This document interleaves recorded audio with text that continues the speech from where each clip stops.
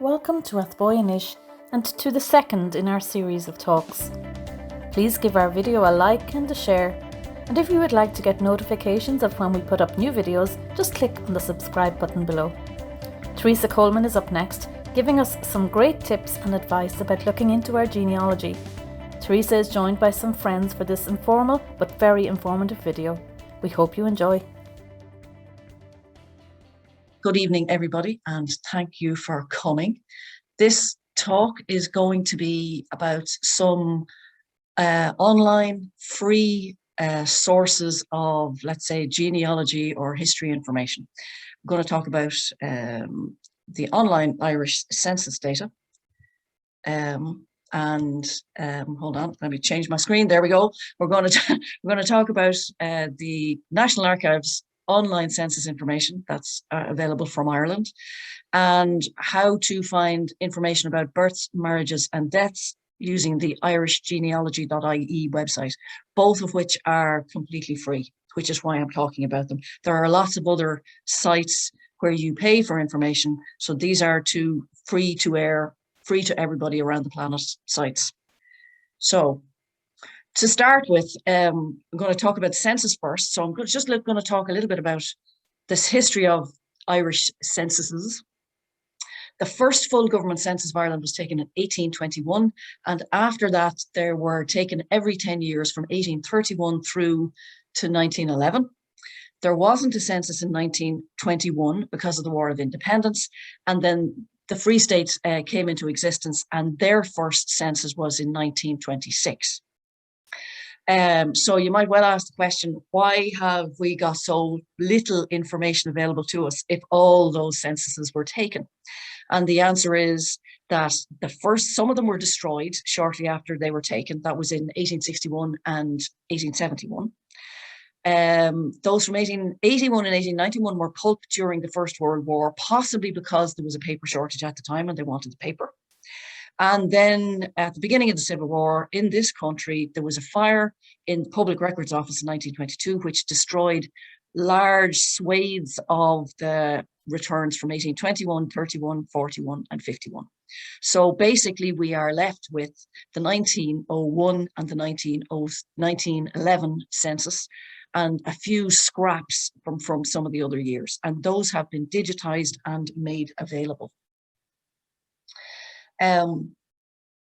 So at the moment, the 1901 and 1911 census are the only full censuses of Ireland which are available to the public. The Central Statistics Office has been taking regular censuses in this country. However, they are not yet available or open to the public. The two that we have cover the whole of the island of Ireland because they were taken before independence. The 1901 census was taken on the 31st of March 1901, and the 1911 census was taken on the 2nd of April. Census.nationalarchives.ie is the homepage, and in addition to the census information for those 2 years, there are fragments, all the remaining fragments from the remaining years that weren't burnt in the fire are online, and there's lots of other information about the census itself, about how it was collected, the information that it contains in there, advice about searching it, and information about transcriptions and a few little bits that are missing, and general useful information. So the help information on the website itself is very clear and good. So if you have questions that I don't answer here today, go and have a look at that. It's very good information. The other site I'm going to talk about is irishgenealogy.ie.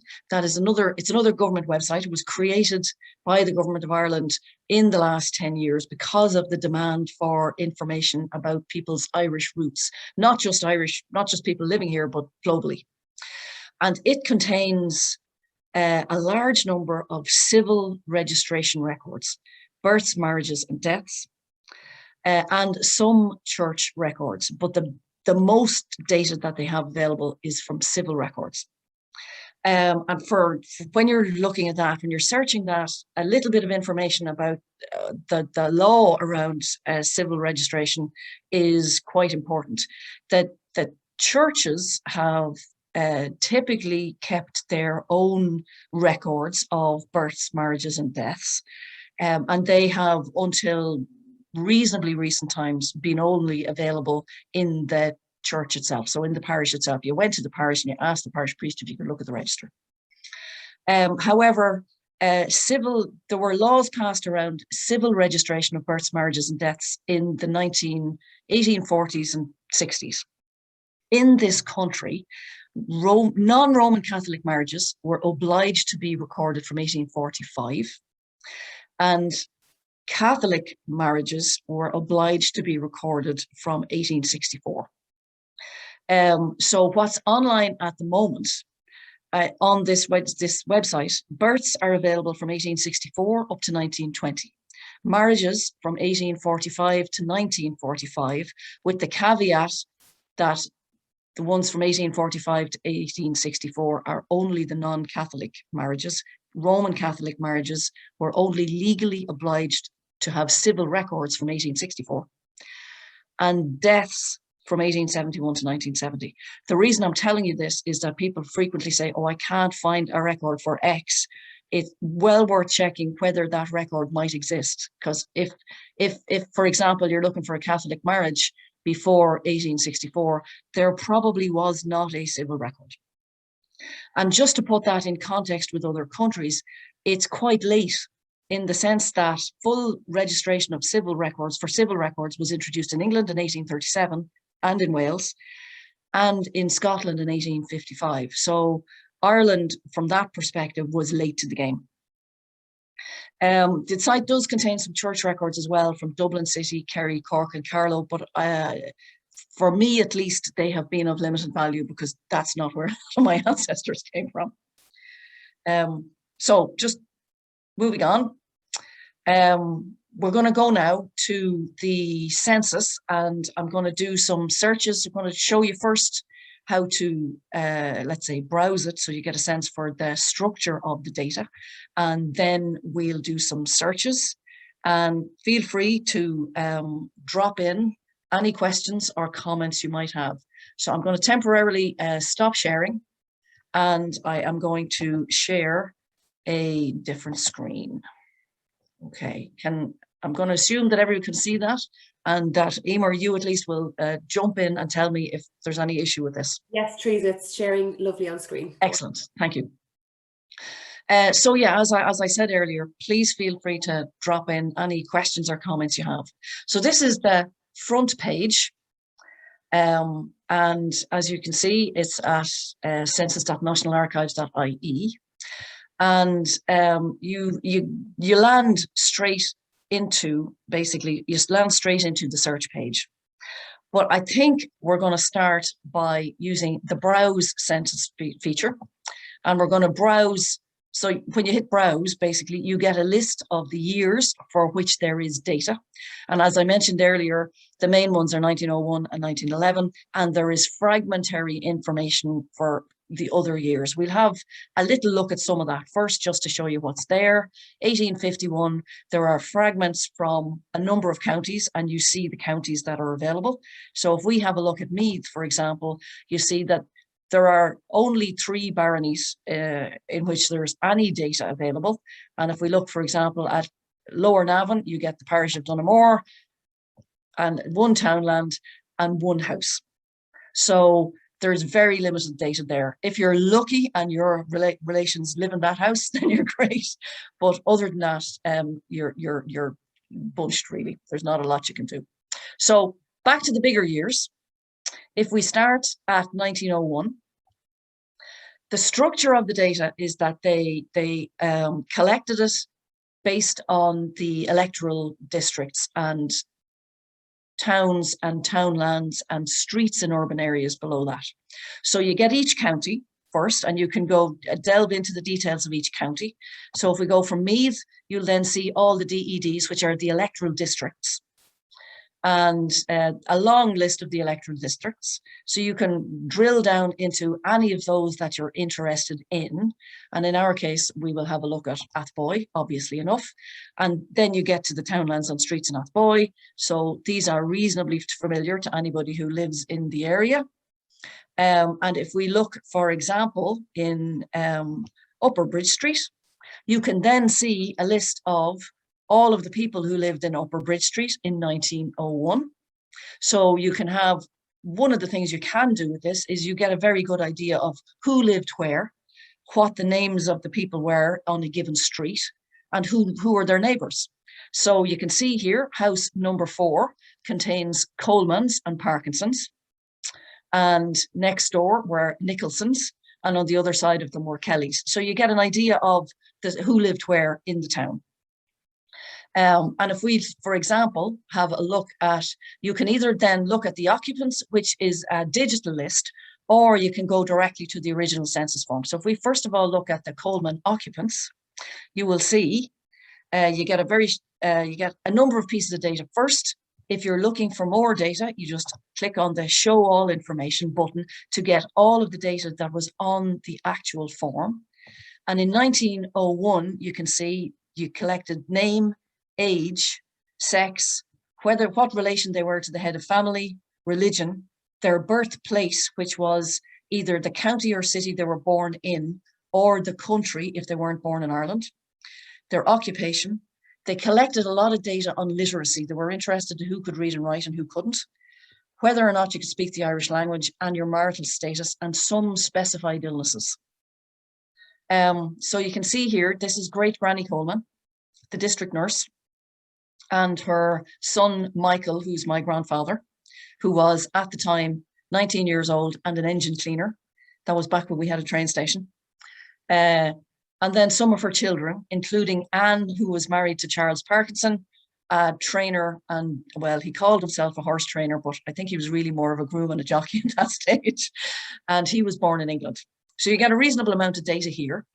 One thing to be wary of is of the ages that are given. I think there was a lot of liberty taken with some ages. The family believed that Great Granny Coleman was born in 1855, which would have meant that in 1901, she was 45 or 46. However, here she claims to be a mere 40 years of age. So you would take that with a small grain of salt, I think. The important point about that is, if you're searching for somebody that you believe was born at a certain time and you search for them based on that, I would widen your search terms. Don't assume that the ages that they gave on the census were 100% accurate. So be generous in the age ranges that you're searching on. So going from here then, you have the option to look at the actual household return form.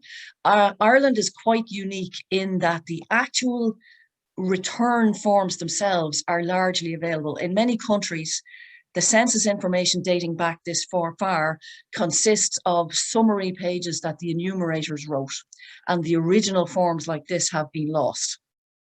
So this is the original form, and you can see that Great Granny Coleman was the head of family at the time because she was a widow. And she, interestingly enough, spells her name C-O-L-M-A-N and spells her children's names C-O-L-E-M-A-N, which is significant. It's significant when you're searching for people, the variety of spellings that people used, and the spellings of names were at that time very approximate. They're reasonably approximate today for some people, but back in those days, they were certainly approximate. So again, I would be taking any spelling that you know of with a grain of salt and being as broad as you can in searching for variations of names when you're looking for people. So you can also see she signed her name, Mary Coleman, C-O-L-M-A-N. And you can tell from this that she could read and write. Apart from the fact that it says that she could read and write, anyone who couldn't read and write typically put their mark, an X, as their signature, which was actually then signed by the enumerator. So let's go and do, that's the general, the browse function, where you can get a good sense of the layout of an area and the way the data is spread and where the people are spread in that area. And you can have a good sort of rummage around from a local history point of view. There's a huge amount of information available by browsing through the census in that way. If I will press on if nobody has any questions, and we will do a bit of work. Teresa, just one comment there. You mentioned about the number 4 on that slide there, 4 Upper Bridge Street. That did not actually mean that it was house number 4 on Bridge Street. It wasn't the postal address. Yes. 4 was the order in which the enumerator visited the houses. So that was the 4th house in Bridge Street. And if you go to number 3 or number 5, it doesn't necessarily mean that it's the next door neighbour, but it's the next person that the enumerator visited. Yes, that's a fair point, Bernard. And actually, we will look at the enumerator's abstract form in a couple of minutes. I suppose what I was saying was that I know that Nicholsons were the next door neighbours at that time. So, okay, we'll come back and we'll look at this is the main Form A, which the family would have filled out. There are other census forms which contain details of buildings, sort of the quality of the houses that people lived in, the number of outbuildings, the number of rooms, all that sort of stuff. And we'll come to that in a couple of minutes. What I will do next is we'll do some searches.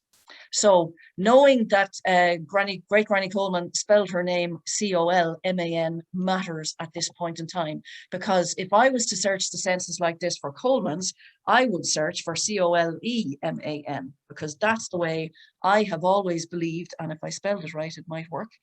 Coleman, and I'm going to search for Colemans, all the Colemans now in Meath. And you can be quite specific in the search that you do, or you can be very general. So I'm going to start with a very broad search here. I'm saying, show me all the people whose surname was Coleman with an E in Meath in 1911. And I see up at the top here, there were 37. And if so I'm going to change from a display of 10 records to a display of 50 records. And I'm just going to scroll down here and see what I can see about. And there we have some Colemans, and we have the Colemans that Granny Coleman spelled with an E. But interestingly enough, in 1947, you can see that you can see her age here. And if I go into the page, you can see that she now claims 10 years after 1911 to have only aged 7 years since that census was done. So she's now only attained the age of 47 years of age. I believe that her age was, she would have been well into her 50s at this time. So I suppose I'm somewhat belaboring fact here, but you can't take an age for granted in this census. So this is her household now in 1911. She still has her daughter Kate with her son Thomas, and has now got her widowed father living with her, Thomas McCormick, who was born in County Westmeath and who cannot read. Some of the additional information that was asked for in the 1911 census was over towards the right-hand side. For married women, they asked a number of other questions. They asked how many years were they married? How many children had they born? How many children did they deliver, essentially? And how many of those children were still living? And Great Granny Coleman, being a widow and not wishing to give any more information than she was asked for, because she was a widow and therefore considered herself to be not married, did not answer that question, although she had quite a number of children. So to go back a little further then, if we go back to the search again, and I want to do the same search in 1901 for Colemans in Meath, you will find, if I do that there, and again, there were 48 Colemans in Meath back in those days. And if I scroll down through them, you will see that there are no Colemans apparently living in Athboy at the time. And that is because Granny Coleman spelled her name without the E, even though on the record itself, she spelled the children's names with the E. I believe that quite recently, the census people, the people who are offering this website, have gone through their data and updated some of their records, because in years gone by, she showed up here and all of the Colemans showed up in this. But quite recently, they have updated their data. They've done what they consider to be some error fixing, and they have now started, they picked up the fact that she only spelled her name without the E, and there she is. But however, if I go into the household return form here, you'll notice all the children's names have no E's in them. If I go into the household return form here, she did have E's in there. So they have erroneously corrected this data. So again, just watch out for things. Again, if you're not finding people that you think are there, just check on the spelling and put in some variations. What you can do, if you're not sure about the spelling, is you can put in some wildcards. A wildcard means you can put in, for example, a star will give me every name in Meath that starts with COL. So that's a nice broad search. And now I get 500 names.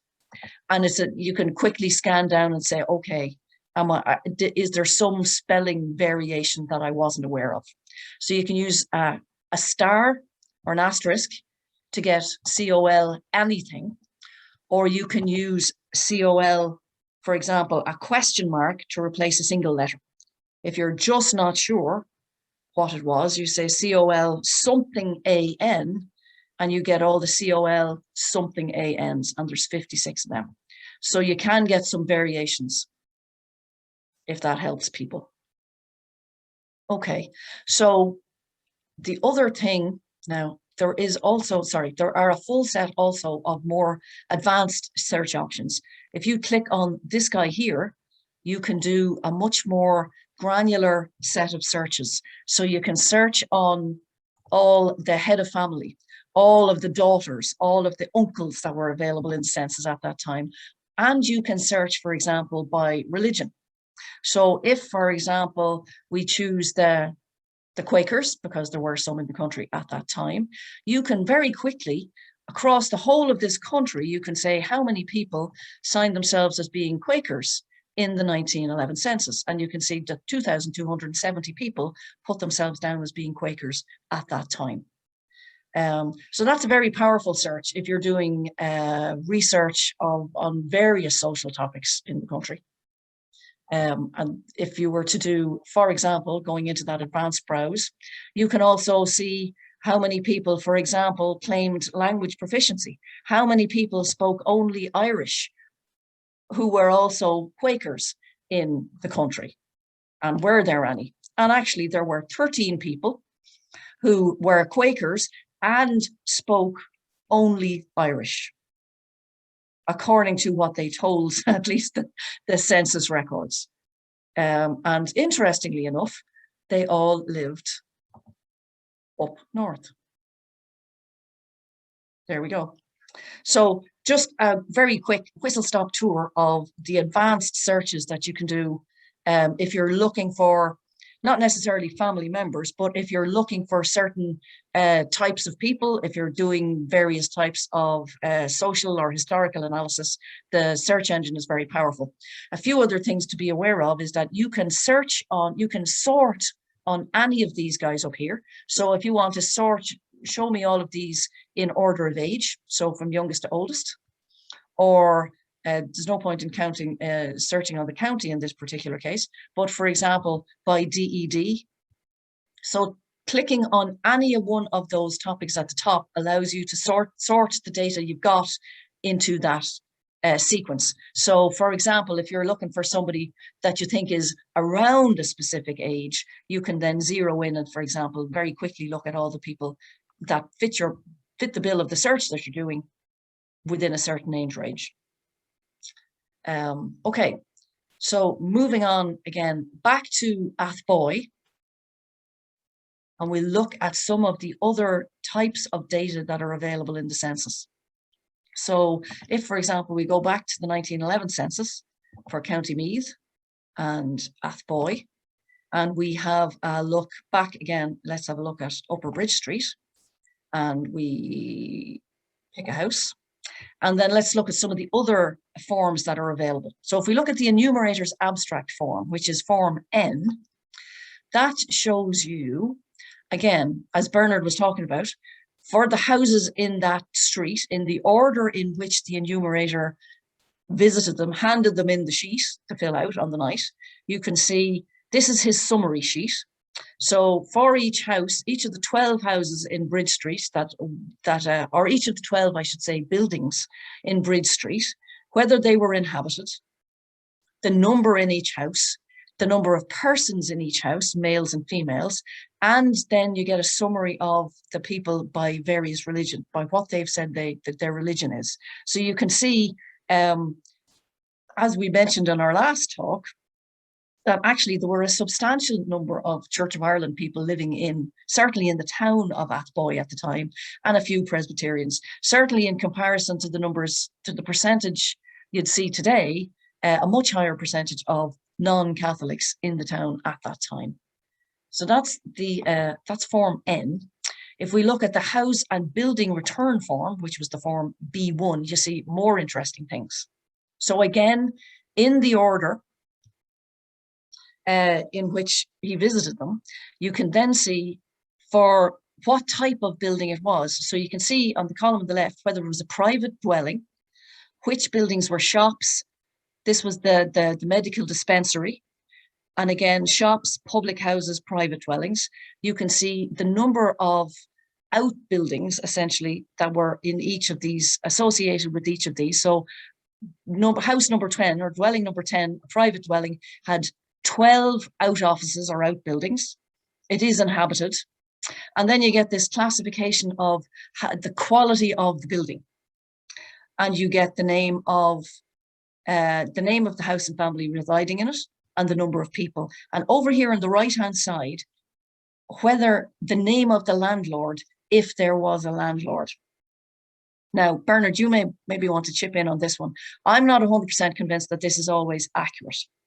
In the sense that this would give the impression that all of these people owned their own houses because they had no landlords. That may well have been the case in 1911 because the town had been sold at that time, and a lot of the let's say the ordinary people would have at that time bought their houses. However, if we look, we'll go back in a minute and we will look at the 1901 record for the same street, and you get a very similar set of information. And I'm not convinced that all of those sort of people would have owned their own property back in 1901. So while this landlord field here may be accurate in rural areas where people were clearly renting their land off a landlord, I'm not convinced that it is always accurate. No, I agree with you there. I have come across many cases where that was simply not filled out.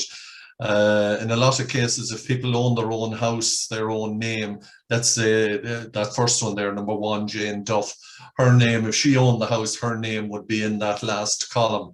But in many cases, that just wasn't filled out, and I don't know why that was. But you are right. That one you mentioned there, James W. Green, that's Dr. Green. So that was, well, it would be a substantial dwelling. Yeah. Yes. So just on that very point then, the center columns here talk about are how they assessed the quality of the buildings. So up at the top, there's very detailed instructions to the enumerator on how to fill the form out. The number of walls, the class of roof, the number of rooms, the number of windows. So you fill in the gaps for all of those. The walls, a roof, 6 rooms in this house, 7 windows at the front. Add all of those things up and you get 15. And up here then it tells you how to classify the house. So 12 or over in this column counts as a first class house. And you can see here, Great Granny Coleman, 1 house, yes, a wall, 0 for the roof, which means it was a lower quality roof, thatch wood or another perishable material. 2 rooms, 2 windows in front, and that gives it a total of 5 in all those columns, which makes it a 3rd class dwelling at that time. So you get a huge amount of information here about the built infrastructure. what all the houses look like, the quality of the environment, and all of the outbuildings. You get a lot of information on whether or not there were outbuildings. So this shop here, I presume John Bernard is a forerunner of what is now McCann Burns. That's McCann Burns, yeah, that's Okay. John Byrne, and that was the original McCann Burns shop. Okay, so what we might do is, if we go and have a look at a piece of rural Athboy, we might find some landlords where you can see a little bit more information. So if we look at, for example, Ford Rath, which is where, for example, George Alley lived, who was a landlord that great grandfather McCormack worked for. If we look at the enumerators at the house and building return form from this area, you do start to see here, you see some landlords. So you see, for example, Thomas Dowdall's landlord was James Bellew. James Morris's landlord was George Alley, as was the other people here. And this is exactly what you were talking about, Bernard.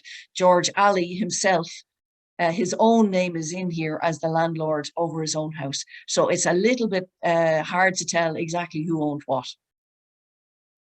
Anyway, that's Alley's was Donna Doherty's house, the late Donna Doherty's house there in out the Trim Road. Trim Road, yeah. Very good.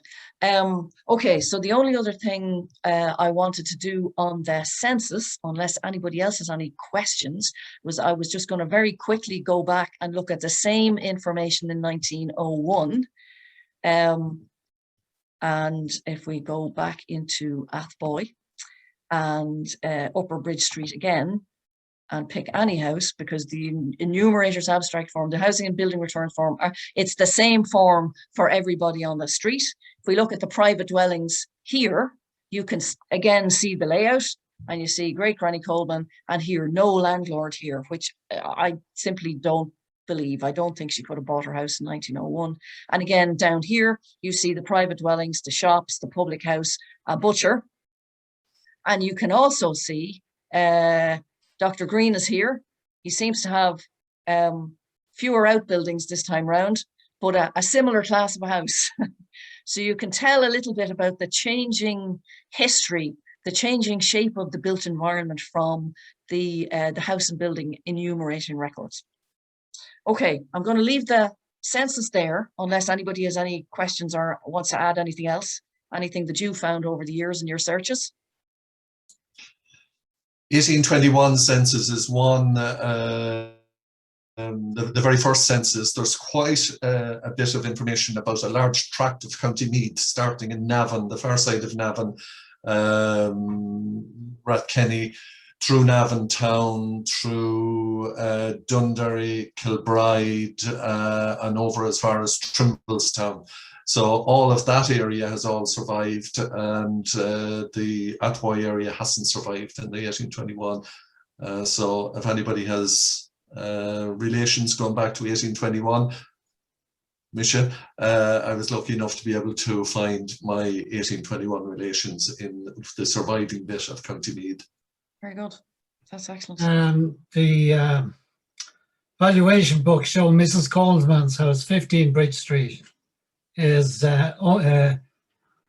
leased from the Earl of Darnley until 1907. I don't know what happened after then. Okay, thanks, Joe. Well, I'll pursue that with you later at another time. Right. Okay, I'm going to move on then.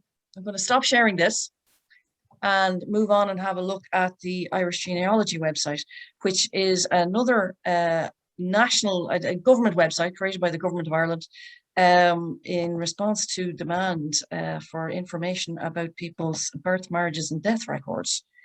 So I will just share this screen now.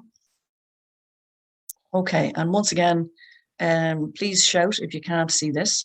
So this is irishgenealogy.ie, and it's a relatively new website. It's there, I'd say, less than 10 years. And it contains two things: some church records, a relatively small number of church records, because there are lots of sources for church records elsewhere. You pay for them, but they're there. and a huge number of civil records. So as I said, births, marriages, and deaths from a specific set of years.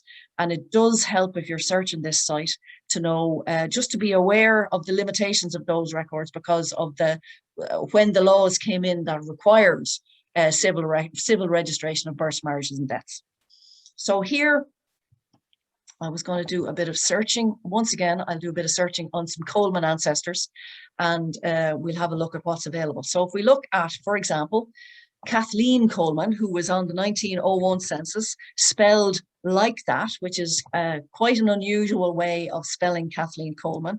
And at the moment, I'm just going to do a straightforward search. I'm not going to put any other parameters in. It always, well, it frequently asks you to prove that you're not a robot. And then you have to fill in a little form saying that you are requesting access to the data, because there is some legislation in place saying that you have to apply to search the indexes. So that's what this is doing. All you have to do is put in a name and tick the box and you get in. And now I see here, I have 1,197 records for Kathleen Coleman's, and you can see straight away that it has done a broad search on variations of Kathleen / Catherine / Kate / all of those type of names. So it has done a very broad search. I can see on the left-hand side which are births, which are marriages, and which are deaths. And underneath that, you can see the registration area. So the registration area in which that person was registered. Now, in the interest of moving things along, I am going to say that I know that this lady was born in Dublin North. They were living in the North Inner City at the time, so she was born in Dublin North. And that narrows it down to 37 records. So there were 37 Catherine or Kathleen or some variety of that records there, and 4 of them were births. So I'm going to narrow it down to the 4 births, and that gives me 4 records. Now, I see a Kate Coleman in 1888, 2 Catherine Colemans in 1868 and 1875, and again, they are outside the time frame when I believe this lady was born. 1889 is a possibility. I have 2 possibilities here. So and in general, this is what you'll get. You'll get a range of records, and you need to try and narrow it down to the one that you're looking for. And sometimes you just have to go and look and see what you get. So when I click on the record, I get into a little more detail. And here I have, the great thing about this site is that they have imaged large swathes of the actual records. So you get the record from the registrar's book, basically. So I see here that this is a page from the registrar's book, the superintendent's book for the North Dublin Union. And it's another bigger topic as to what the North Dublin Union was. We might come back to that another evening if people are interested.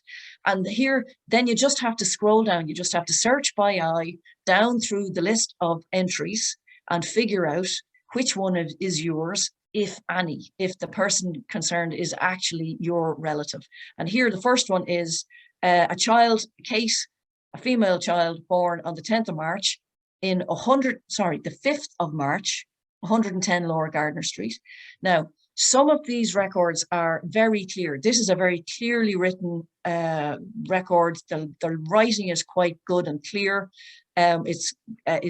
You find lots of them where they're very blurred, they're smudged, there's ink spots, and the writing is very hard to read. So this is one of the better examples.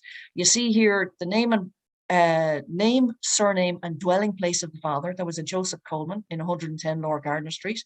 And mother, and more importantly, the mother's maiden name. So Mary Coleman, formerly McCormick. And this matches what I know about this child. Her father's name was Joseph. Her mother's name was Mary Coleman, formerly McCormick, and they lived somewhere in the North Inner City at the time. So I believe that this is our Kate Coleman. And I suppose the other thing to be aware of then is that she was registered as being Kate, but what went on the census record for her was Kathleen, spelled L-I-N-E. So again, variations in spelling all the time. We will just have a quick look for your information at the other, oops, hang on a second, I went back too far. We'll have a look at the other possibility, this Kathleen Coleman. And again, so you can look at the image. And in this case, she's not the one on the top. This is another set of good, clear writing.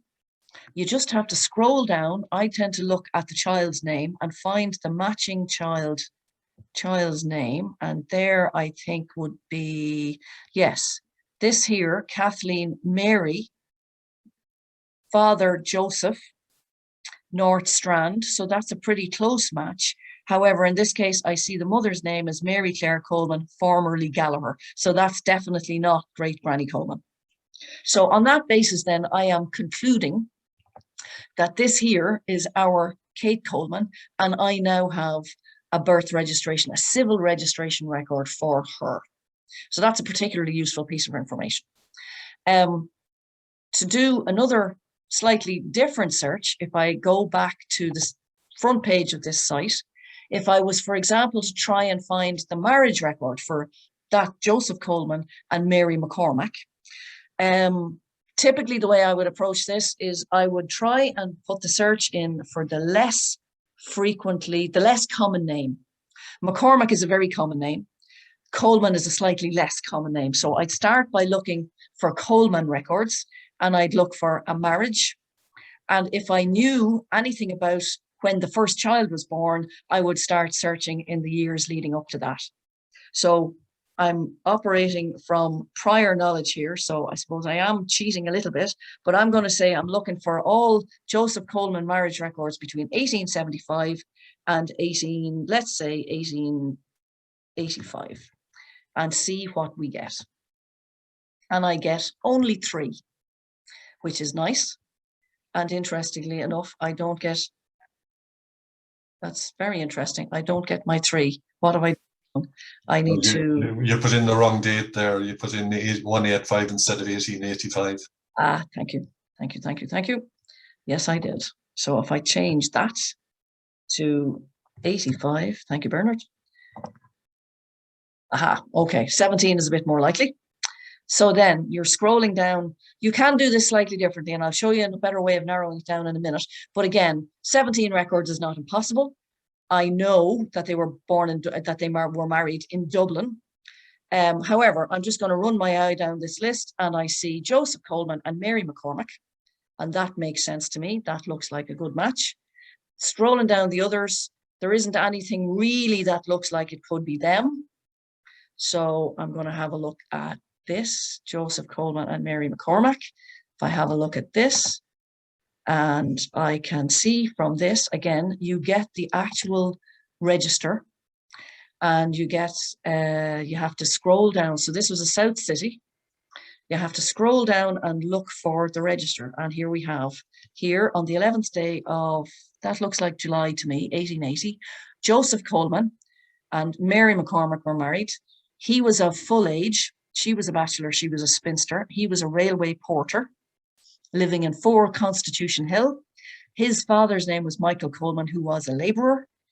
She was a spinster of no apparent profession, living in 3 Herbert Street. And her father was Thomas McCormack. His profession was given as herd. So he was a cattleman. He looked after cattle for George Alley. So what you've got here, again, you can get quite a lot of variety in the way these records are filled out. Some registrars appear to put the actual age in, which is really good, because you have then a reasonably accurate age to go back and look for birth records. Or some of them just put in full. If they were married before, typically you'll get widow or widower in here. So again, you can find out about multiple marriages. The profession is always interesting, and you know where they lived. And if you are using this as a way of finding previous generations, you get the father's name, which is great. And again, quite frequently, if the father is dead, it'll say it here, it'll say dead, and you get a profession. And you get a little bit more information. So you know from this that their signatures here, Joseph Coleman and Mary McCormack, they were able to sign their own names. If they couldn't sign their own names, if we scroll down somewhere else, we might see an example of this. It's here down here, you see Ellen Briscoe, her mark. So she could not write. somebody else wrote Ellen Briscoe for her, and her mark is here. So if we scroll back up, we can see here that Joseph Coleman and Mary McCormick could write, and the witnesses to the record, witnesses to the marriage were one Peter Fitzgerald and Teresa Doyle. And very often here you get family members, you get people with the same family name. So you find other names, and you can make some guess as to what relation they might have been. Are they brothers or uncles or what? So a lot of very useful information in here. And to go back, if we were to do a slightly, at the bottom here, you can do, if you click on more search options, you can search slightly more widely. So for example, what I can do here is if I was to search for, and I need to check. If I was to search for Joseph, no, that's not a good idea. Bear with me for a second.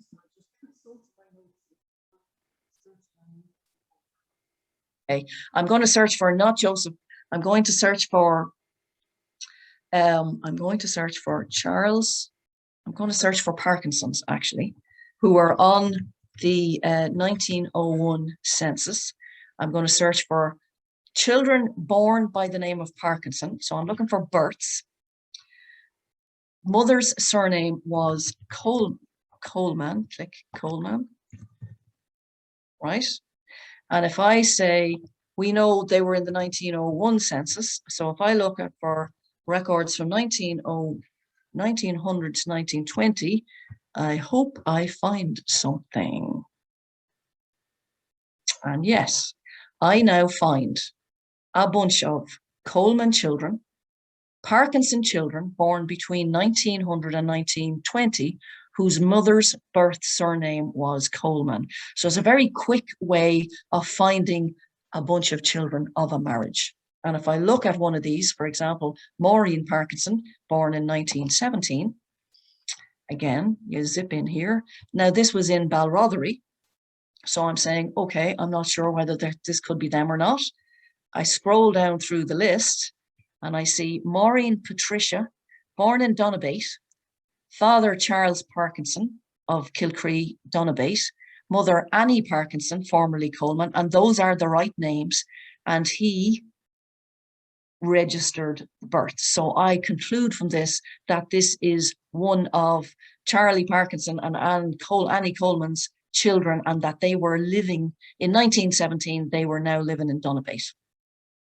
So that search, that advanced search mechanism there is a particularly useful way to find the children of a marriage when you know approximately when the marriage took place. You can then search. There are births up to 1920. So certainly between 1900 and 1920, you can do this very effectively. Prior records to this, they don't seem to have indexed the mother's name, so the search just doesn't find anything.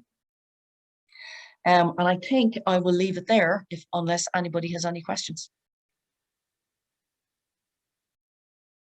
And I'm hearing silence. Would people like to maybe switch their cameras on and we'll all come back onto the screen if people do that?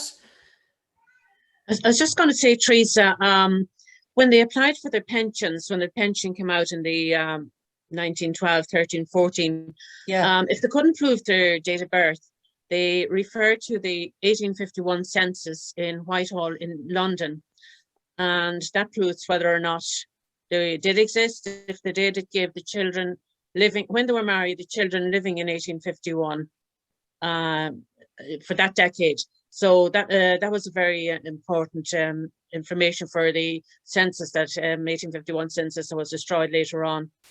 So there's quite, I found that very helpful, the pension applications gave where they were living in that. Yes, Mary Jo, I think, yeah, one of the things that drove the publication of a lot of the census information was the fact that people, when pensions came in, people had to suddenly prove how old they were. So yes, one of the things that they were using the census information for was to prove, for example, that you were in the census in 1911, therefore you had to be, and your age was given as this, therefore you were now old enough to get the old age pension, because people didn't have birth certs, they had very few records to prove that they were old enough to get it. Yeah. So these records were used for that sort of thing. The other thing about the ages, Teresa, is let's say in 1901, somebody said that they were 58 years of age. The pensions came in 1909, actually, and a lot of people gained more than 10 years because they wanted to claim the pension. Yes. Came in. So you will very, very regularly find somebody has gained a lot more than 10 years. And that's the reason for it, is that they had to, they claimed the pension and their age was out, and that was it. But the other thing about ages in general at this particular time was that people just didn't celebrate birthdays anyway. And very, very often people just didn't know how old they were. They thought they were approximately so. But they didn't celebrate birthdays, and it was often just an arbitrary figure that they picked, and I'm about 45 or whatever it is.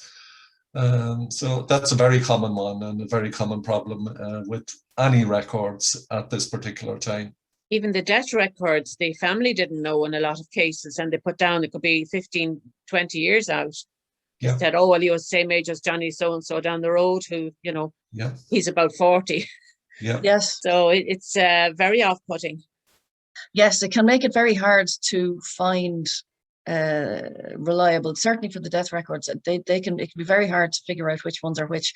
The best information I have often found is whoever reported it. If you get an address, so if they didn't die in a hospital, and you get the address, and you get the fact that, for example, their son Johnny reported the death, if you put those two bits of information together, you can figure out that this is probably the death record for great-granddad or whatever. Yeah.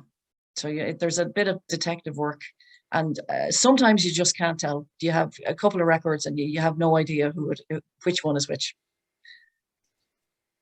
That's the fun, you see. It's all part of the detective work, isn't it, Trace? Yes, lots of detective work required. Particularly when they're all Mary, Pats, and Johns. Yes, that's the other huge problem, is that they used such a short list of names, and you had the same names appearing in every generation. Yes, and every child of that generation had the Toms, Marys, Pats. Yes. Yes. There was a convention of naming children where the oldest son was named after the father and the oldest daughter was named after the mother, but it didn't often follow like that, but it was a very common thing. Sorry, and just one other point there about the census information. You were saying the DED, the District Electoral Division. The town of Athboy is divided into two because the Delvin end of the town is in the Grenanstown DED. So anybody who was looking for information in the town of Athboy, you'd also want to check the Grenanstown DED to make sure that you covered everything. Yes, good points. There was something I was going to say on foot of the never mind, it's gone. It's yes. So yes, unless anyone has So were there any other websites you found that are easy enough for people to access that might be free, or is there any other places that you could advise people to look at? Griffith's valuation, just suggest. Yes, yes, definitely. I suppose it's one of the things that is considered to be a census substitute in this country because of the lack of census information from the mid-1800s. Again, Bernard, chip in here, feel free. That there was a valuation done between about 1837 and 45, thereabouts. There was a survey of the country done. Joe's the expert in this. Griffith's valuation was a tax-based valuation, that was a tax-based survey, and every house in the entire country was listed. It's all there. The actual original Griffith's valuation is online, and you will find it on a website called Ask About Ireland. all one word, ask about Ireland, and the records of Griffith's valuation are there, and you can go into those, and it's all free. But then there's a whole series of follow-on records which are not online. Joe quoted some of them there just a few minutes ago. And you have to go up to the valuation office in Dublin, but there's some very telling information in that also. Athboy was around 1850. Yeah. Yeah, and you have to look at the barony, union and parish. So, and they're civil, Joe, right? They're civil parishes as opposed to church parishes, which are different. There's no such thing as a Catholic parish in terms of genealogy. Don't worry about it, it doesn't exist since about the 14th century. But anyway, so you have to remember, well, most of Athboy Parish consists of most of the townlands that we know about, So it's worth looking at. The other one is the Tithe Plotman book, which again is done by Poor Law Union and Parish as well, and that's about 1820 to 1830. So passenger numbers were like 5% of what they were, as you said in your report there, presumably. I think we might have news reporting interfering there, possibly. Background noise. Okay, the other place I would look, if you're not specifically looking for, I suppose, local history people, is the familysearch.org website, is the Mormons website, and they have an objective, as I understand it, of trying to document everyone who ever lived. And it is an enormous resource of genealogical information. And again, it is free because they want people to document their own ancestors. Or I'm not 100% sure of the reason. So I'm not. It's a religious thing. It's a religious thing, and I don't understand the details. But nonetheless, it is the biggest free site in the world and biggest free resource of family history of every description. But you can go in there, you can drill down, and you can find all sorts of things. But it's entirely free. But it's a minefield. Easy enough to get around, but it is a bottomless pit with information. There's unbelievable things in there. Huge amount of data there. They have most of the parish records. They've acquired most of the parish records, and they have a load of people actually looking at the records and transliterating them. Yes. So it's as good as Irish genealogy. What's the name of that website again? Familysearch.org. I think what we might do is gather all of the names of all the websites, all the information, and we'll put them together and we'll attach it onto this video. Well, Dara might do that, and this will be uploaded to YouTube, so we can kind of have some. One very controversial one that's worth looking at is the parliamentary questions from the first or second Dáil. Because it looks at land being given out to various people in various parts of Meath. So it's worth looking at to see who got what from 24 until about 35, It's very interesting. Is that free, Joe? Oh, it is, yeah. But it's very hard looking. What's that under, Joe? What site is that under? It's under the Dáil historical debates. Okay. Yeah, but it's very interesting and very controversial. We like that. Not so much the town. The E coming into your name, the Coleman, it gained an E. What well, are you there? Yes, I am here. I think that most of them were always COLE, oddly enough. Why great Granny Coleman spelled her name without the E there in that 1901 census, I don't know, because everywhere else that I've seen it has been COLEMAN. Yes. So yeah, I don't know. I guess I think the spelling probably didn't matter greatly to people back in those days. It just wasn't as significant as we would consider it today. Because try being a bird. You could be a B-U-R-D, you could be a B-Y-R-D, or you could be a B-I-R-D-E. We were all of those. Yeah, the other side of the family but that's very interesting what you said about the spelling in the broader search, Teresa. Yeah. By putting in the asterisks. That's a new one for me now. Asterisks and question mark. Asterisks for any number of characters. Question mark for one. The Cormac, the other side of Great Granny Coleman's family was the McCormick. She was a McCormick. That would be difficult. They varied. The spelling of those names is there were an enormous number of variations, and everybody seemed to spell it differently. And they went from being Cormacs back in the middle of the last century, and at some point towards the end of the century, they started becoming MacCormics. Yeah. And it just happened. Yeah. Yeah. And but they didn't all do it at the same time. So some of them spelled their name Cormac and Cormac, or McCormick or McCormack, and it was very, very variable. Another tip would be, the 1831 Tithe Platinum books. They're available online free. You just type in Tithe the Platinums and look up your district, and you can scroll through the names to see who was actually paying a tithe. Not everybody did, of course, but there is a quite a few relevant to everybody on it. That was something I did.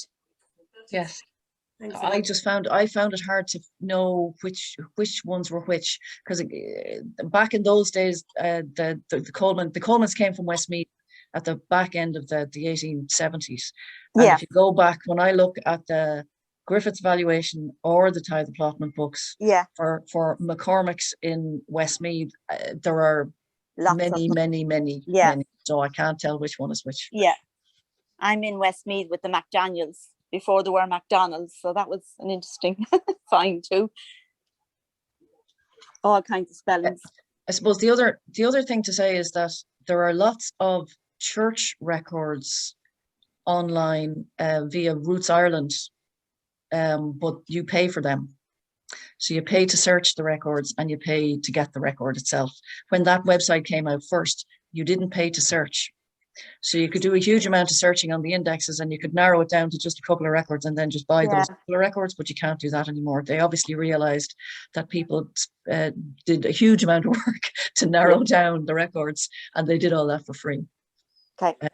I was at the valuation office just 2 days ago on Wednesday. So you need to make an appointment in advance online. It's easy to do.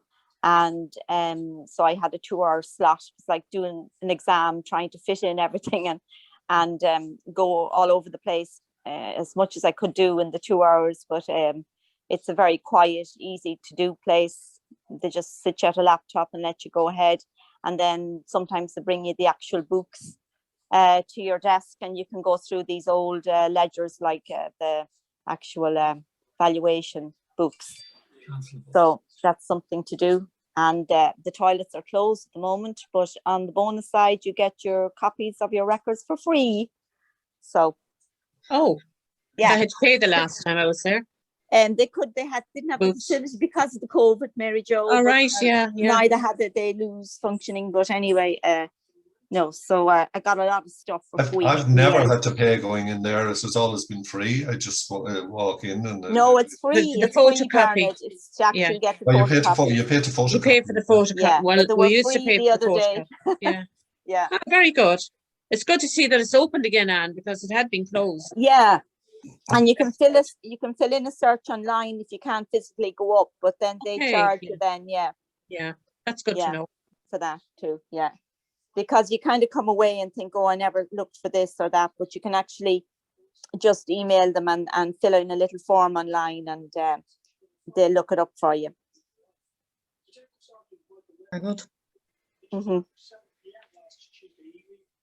That was an excellent presentation, Teresa. I mean, I thought I knew some of those sites, and now I realise actually I'll be looking forward to looking up some of my own family records. It was so good, so thorough, and you put a lot of effort into that, I think, when this goes out into the world, and I think people will get a lot of use out of it. So thank you so much for all your work. Thanks, Emer, and thanks everybody else for chipping in. Thank you, Teresa. Just enjoy. Well done. Thank you very much. Thanks, Teresa. Thanks, everybody. Thank you.